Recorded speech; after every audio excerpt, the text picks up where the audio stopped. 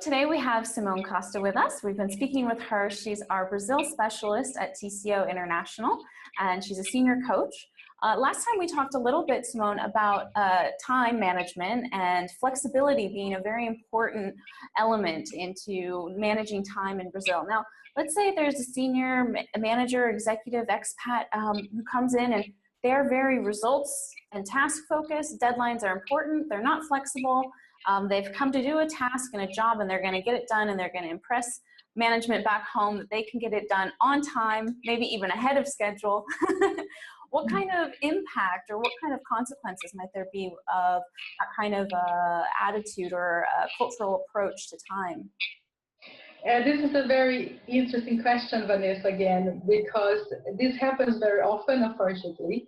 And not being flexible have very bad consequences, socially speaking, in the Brazilian culture. If you are seen as someone not flexible and not empathetic to the problems that people have to deliver, this gives a really bad sign. You are basically going to feel that people will not come to you anymore, especially with the most important information that you need for your project, and you're going to be isolated. But that will be done in a very silent way. So if you're not very tuned to people, you won't even notice.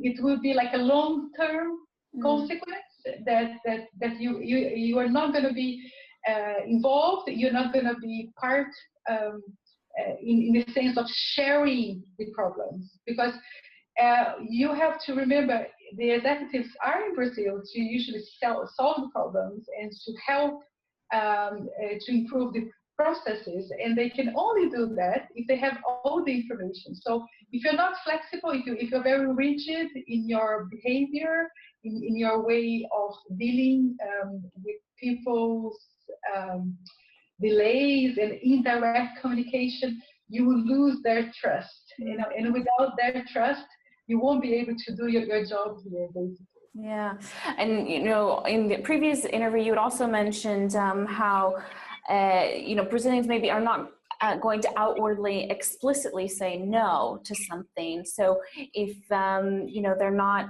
if you're not expressing flexibility, and they might still continue to say yes in certain ways, but then little by little, it sounds like they may kind of pull away and lose interest in the relationship, which is the driver for all kinds of the results of working in Brazil. So would it be fair to say that if there's a executive leader coming into Brazil or an expat, if they're not flexible or willing to be flexible, that you would advise them just don't come?